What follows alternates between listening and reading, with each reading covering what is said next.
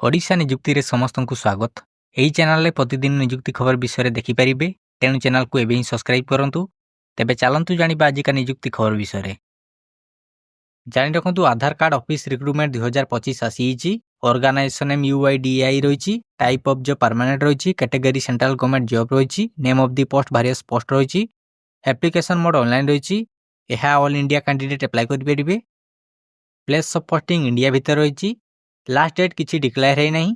Gender रे both male and female रही। Education qualification देखा गले 10th +2 डिग्री रही बा पॉलिटेक्निक डिप्लोमा बा पोस्ट ग्रेजुएट रही। पोस्ट नेम देखा गले रीजनल ऑफिसर रही। सेक्शन ऑफिसर रही। डेप्यूटी डायरेक्टर रही। सीनियर अकाउंट ऑफिसर रही। असिस्टेंट अकाउंट ऑफिसर रही। डिलीवरी डायरेक्टर रही। अकाउंटेंट रही। स्टेनोग्राफर रही। असिस्टेंट एंड अदर वैकेंसी रही। एज लिमिट देखा गले मिनिमम एज 18 वर्ष। एज रिलैक्सेशन देखा गले ओबीसी स्टूडेंट मान 3 वर्ष। ST SC PWD मान 5 वर्ष। एक्स सर्विसमैन मान 5 वर्ष। PWD प्लस SC ST मान 15 वर्ष।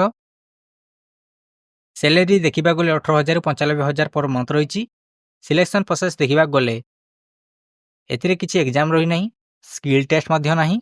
एथिरे डॉक्यूमेंट वेरिफिकेशन रही। एप्लिकेशन फी देखा गले जनरल कैंडिडेट मानकर फ्री रही।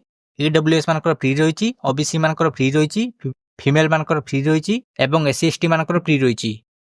डॉक्यूमेंट देखा गले समस्त क्वालिफिकेशन सर्टिफिकेट रही। पासपोर्ट साइज फोटो रही। कास्ट सर्टिफिकेट रही।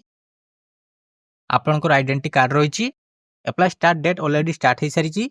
अप्लाई लास्ट डेट कौन से डिक्लेयर करा जाए नहीं। जो मैंने यही पदवी आवेदन करने को चाहते डिस्क्रिप्शन में लिंक अच्छी। लिंक रे क्लिक कर आवेदन करूँ।